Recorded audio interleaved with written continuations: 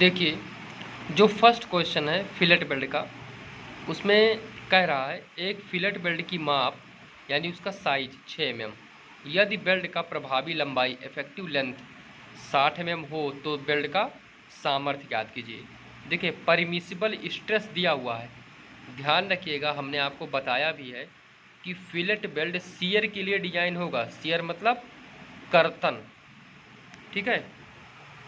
तो ये क्वेश्चन आपका बहुत ही आसान क्वेश्चन है, इसमें ज़्यादा कुछ नहीं है, तो छोटा सा क्वेश्चन है, बस आप देख लीजिएगा और क्वेश्चन लिख लीजिएगा। इसलिए मैं आपको पहले बुक में दिखा देता हूँ क्वेश्चन, ठीक है। इसका आप ध्यान रखिएगा विशेष।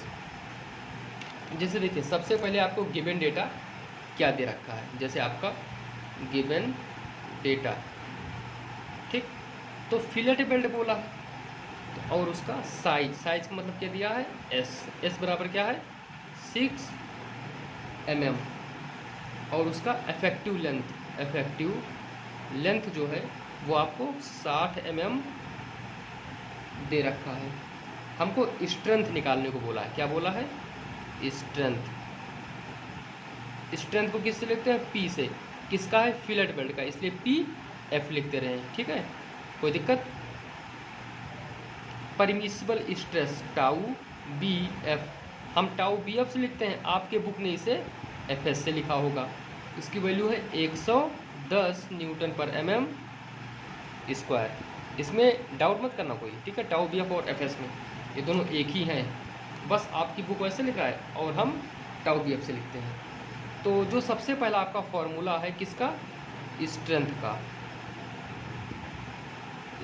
का जो आपका फॉर्मूला है पी एफ का, वो आपका क्या था, आपका था कि T throat into L effective into tau V F, ये आपका फॉर्मूला था स्ट्रेंथ ऑफ बेल्ट का। तो देखिए, टी थ्रॉट बराबर आपका फॉर्मूला था टी थ्रॉट बराबर के इंटू एस, ये था आपका, के था आपका। देखिए, के की वैल्यू यहाँ पर नहीं दिया है, लेकिन ये क्या है, बेल्ट कॉफिशिएंट, क्या है,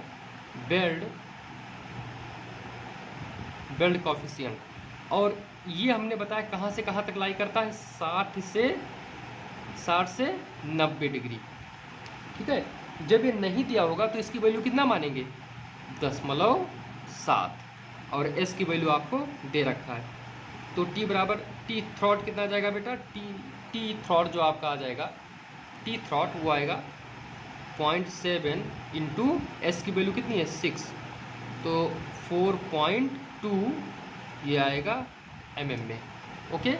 अब आपका पी एफ यानी स्ट्रेंथ का फॉर्मूला लिखते हैं। तो देखो, टी की वैल्यू 4.2 हम निकाल चुके हैं, एल इफेक्टिव की वैल्यू 60 mm आपको दे रखा है 110।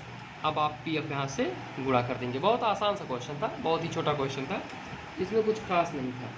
27.72 इसका जो आंसर आएगा 27.72 किलो न्यूटन है। बहुत छोटा सा क्वेश्चन था, आप लोग इसे लगा लीजिएगा, ठीक है। बस स्ट्रेंथ ऑफ बेल्ट। अब जो मैं दूसरा क्वेश्चन कराने जा रहा हूँ ये थोड़ा सा इंपॉर्टेंट है, ये आप थोड़ा सा ध्यान दीजिएगा इस क्वेश्चन में, क्योंकि ये क्वेश्चन इंपॉर्टेंट है थोड़ा सा। देखिए, इस क्वेश्चन में वो क्या कह रहा है आपसे, जैसा कि बोला है कि एक 150 × 10 mm चपटी पत्ती गजेट प्लेट के साथ 6 mm फिलेट बेल्ट द्वारा जोड़ी गई है। यदि प्लेट पर, देखिए प्लेट पर टेंशन स्ट्रेस है, ये मत समझना कि ये बेल्ट का स्ट्रेस दिया है, नहीं, ये प्लेट पर है, डायग्राम बना के समझाऊंगा अभी हो। तो परमिसिबल स्ट्रेस, ये जो अनुगेय अपरूपण प्रतिबल है, ये आपका शियर है बेल्डिंग के लिए, फिलेट बेल्ट के लिए। तो उसकी लंबाई, हमको लेंथ ऑफ बेल्ट निकालना है। लेंथ ऑफ बेल्ट का मतलब कि कितने लंबाई तक बेल्डिंग किया जाएगा यहाँ पर, ठीक है। जो हमको निकालना है वो क्या निकालना है, लेंथ ऑफ बेल्ट। सबसे पहले अगर जो हम बात करें तो गिवन डेटा की बात करेंगे, गिवन डेटा सबसे पहले हम यही देखते हैं, ठीक है। तो साइज कितना दिया है, साइज ऑफ प्लेट चपटी पत्ती, कितना साइज दिया है इसका इसका जो आपको साइज दे रखा है वो है 150 गुणे 10 mm। ठीक, आप इसे समझ गए होंगे। अब जो साइज ऑफ बेल्ट है यानी कि एस है, एस की वैल्यू कितनी है 6 mm, ये आपको दे रखा है। ध्यान रखिए टेंशन स्ट्रेस सिग्मा AT की वैल्यू कितनी है 150 न्यूटन पर mm²। और जो आपको दिया है टाउ BF मतलब शियर का वो है 110 न्यूटन पर mm²। ठीक, ये इतना गिवन डेटा आपको दे रखा है वो क्वेश्चन में। थोड़ा डायग्राम से समझते हैं भैया। जैसे ये कोई फ्लैट प्लेट है आपका, मान लेते हैं जैसे ये कोई क्या है फ्लैट प्लेट है, ये आपका क्या हो गया प्लेट हो गया। ठीक, देखिए ये आपका क्या हो गया प्लेट हो गया है। ठीक, अब इसको हम कह रहे हैं कि एक कोई गजेट प्लेट ले रहे हैं, यहाँ से यहाँ तक ऐसे गजेट प्लेट से ज्वाइंट कर रहे हैं। गजेट प्लेट तो आप लोग पढ़े ही होंगे। ठीक, ये ऐसे गजेट प्लेट से इसको ज्वाइंट कर रहे हैं, मतलब जोड़ रहे हैं इसको एक प्लेट से। तो इतने दूरी में क्या करेंगे वेल्डिंग करेंगे। ये मत समझना कि इसके बीच गैप है, ये हमने डायग्राम बना के समझाया, इसके बीच कोई गैप नहीं होगा।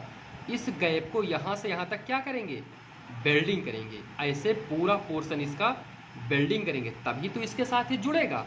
तो ये पूरा पोर्शन आपका वेल्डिंग होगा, इतना यहाँ से यहाँ तक पूरा क्या होगा वेल्डिंग होगा। ये सब आपका क्या होगा वेल्डिंग। ठीक, यहाँ से यहाँ तक क्या करेंगे वेल्डिंग, और इसी वेल्डिंग की लंबाई हमको निकालना है। अब आप ध्यान रखिए कि जैसे प्लेट की चौड़ाई तो हमको पता है कितना 150 mm। तो देखो अगर जो यहाँ से और यहाँ तक की बात करें तो ये लंबाई हमको पता है कितना 150। क्यों? क्योंकि ये भाई जितनी इसकी प्लेट की चौड़ाई होगी उतने पोर्शन में इसकी वेल्डिंग होगी। लेकिन हमको ये लंबाई नहीं पता है, ये लंबाई नहीं पता है। मान लो इसको L अगर जो मान लें तो इस L की लंबाई हमको नहीं पता है, इस L की लंबाई हमें निकालना होगा। ठीक, इस प्लेट का साइज कितना है 150 गुणे 10 mm। ये प्लेट है और ये क्या है ये गजेट प्लेट, ये आपका गजेट प्लेट, और ये क्या है मेन प्लेट है, मेन प्लेट। इसमें कंफ्यूज मत होना। ठीक है, ये आपका गजेट प्लेट है, ये आपका गजेट प्लेट है और वो आपका मेन प्लेट है। ठीक है, इसमें कुछ ज़्यादा नहीं, बस एक पॉइंट आपको हम समझाना चाह रहे हैं। जैसे कि देखते हैं, एक मिनट, जैसे आप लोग इसे देखिए,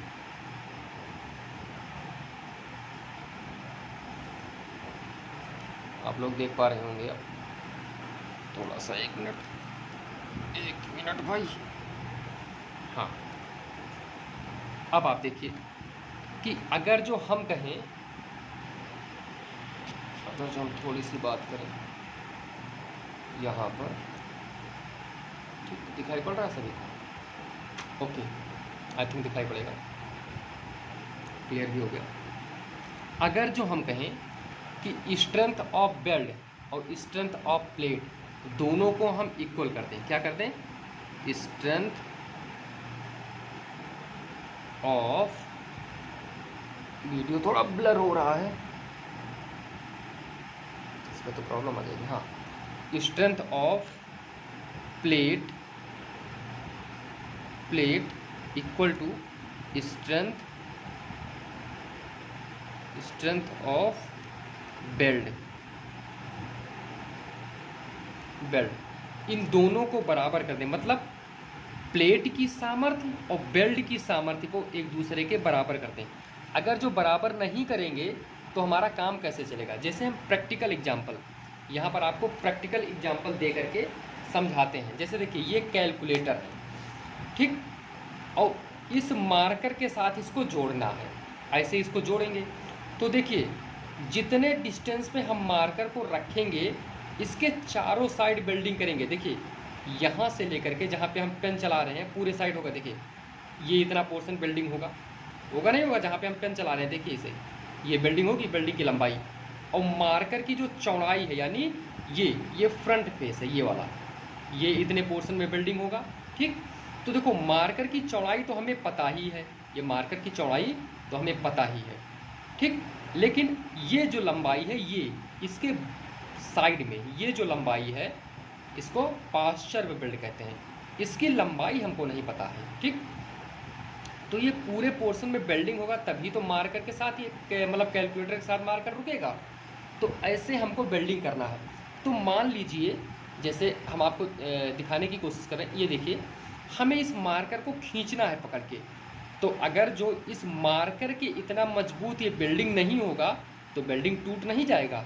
यानी मार्कर का जितना स्ट्रेंथ होगा, जितना मजबूत ये मार्कर होगा, उतना ही मजबूत हमें इस बेल्ट की ये जो बेल्ट होगा इसे भी रखना होगा। बात समझिएगा, जो बेल्डिंग करेंगे वो मार्कर के इतना ही मजबूत हम रखेंगे और इस कैलकुलेटर के। क्यों?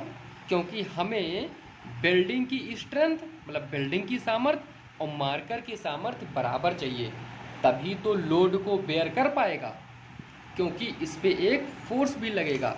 अगर जो हम वही डायग्राम जो पीछे अभी बनाए हैं यहाँ पे बना करके आपको समझाने की कोशिश करें, जैसे ये आपका प्लेट था, ठीक है। ये मैं डायग्राम इसलिए दोबारा बना रहा हूँ ताकि आप समझ पाएँ अच्छे से, ठीक। और ये आपका ये था, ठीक। जब इस पर पी फोर्स इधर लगाएंगे, पी से हम खींचेंगे, तो जो आप बेल्डिंग कर रहे हैं इतना पोर्शन बेल्डिंग करेंगे, इसे ये पोर्शन बेल्डिंग कर रहे हैं, ठीक। और फिर ये पोर्शन आप बेल्डिंग कर रहे हैं। ये जो आप बेल्डिंग करेंगे इतना पोर्शन, तो इस बेल्डिंग का स्ट्रेंथ यानी इसका स्ट्रेंथ और प्लेट का स्ट्रेंथ दोनों बराबर नहीं होंगे तो कैसे रुकेगा इसके साथ। इसलिए दोनों को हम क्या ले रहे हैं, बराबर, ठीक है। इतना पॉइंट आपको क्लियर हो गया होगा। तो देखो अगर जो हम प्लेट की स्ट्रेंथ की बात करें, ठीक, स्ट्रेंथ बराबर हम फार्मूला अभी तक क्या पढ़े हैं, स्ट्रेंथ बराबर हम फार्मूला पढ़े हैं। जैसे हम आपको छोटा सा समझाते हैं यहाँ पर, स्ट्रेंथ थोड़ा कॉन्सेप्चुअल है। स्ट्रेंथ बराबर क्या होता है फार्मूला, एरिया इंटू स्ट्रेस। अच्छा, एरिया इंटू स्ट्रेस आता कैसे, हमने आपको पहले ही बताया था, आपने पढ़ा होगा सिग्मा बराबर पी अपॉन ए, ठीक। तो पी बराबर क्या आता है, स्ट्रेस इंटू एरिया, यहाँ से आता है ये, ठीक। सिग्मा क्या है, स्ट्रेस। अब सिग्मा ही नहीं, सिग्मा हमारा टेंशन है तो टेंशन लेंगे, और अगर जो टाउ होगा शियर तो उसको शियर लेंगे, ठीक ना। ये बात आप ध्यान रखिए, विशेष ध्यान रखिए, छोटी बातों का, बहुत छोटी बात है लेकिन थोड़ा ध्यान रखिए इस बात का। अब देखिए अगर जो स्ट्रेंथ आप हम प्लेट लेंगे, ठीक, अगर जो प्लेट का स्ट्रेंथ लेंगे तो देखो प्लेट पे कौन सा लोड लगा है, ये टेंशन, ठीक। तो ये टेंशन में होगा क्योंकि प्लेट खिंचाव में रहेगा ना माय डियर। तो अगर जो खिंचाव में रहेगा तो इसका स्ट्रेस क्या होगा, सिग्मा AT, ठीक है, जो आपको दे रखा है, इंटू प्लेट का एरिया कितना होगा, B into T, B into देखो चौड़ाई, प्लेट की चौड़ाई गुणे थिकनेस, ये हो गया प्लेट का स्ट्रेंथ। ये किसका स्ट्रेंथ है, प्लेट का स्ट्रेंथ। स्ट्रेंथ आपको दिख रहा है, स्ट्रेंथ ऑफ प्लेट, ठीक, बराबर कर दिए, ठीक। अब किसका लिखें, बेल्डिंग का स्ट्रेंथ। तो बेल्डिंग का स्ट्रेंथ क्या होगा, देखो पहले स्ट्रेस कौन सा होगा उसमें, टाउ PF। हमने बताया कि जो फिलेट बेल्ट होगा वो शियर के लिए डिजाइन होगा, क्योंकि यहाँ पे आप देख रहे हैं जब बेल्डिंग ये होगा तो इससे यहाँ पर क्या यहाँ पे रगड़ खाएगा ये, ठीक। और जब रगड़ खाएगा तो यहाँ पर जो स्ट्रेसेस डेवलप होंगे वो शियर होंगे, ठीक है। यहाँ पे ध्यान रखिएगा, ये मत सोचिए कि ये खाली है, ये खाली जगह नहीं, ये पूरा भर दिया जाएगा बेल्डिंग से, ठीक है। Tau PF into area. अब इसका एरिया क्या होता था, T थ्रॉट इंटू L होता था, L इफेक्टिव, ठीक है। तो यहाँ पर ओवरऑल लंबाई इसकी ले लेंगे।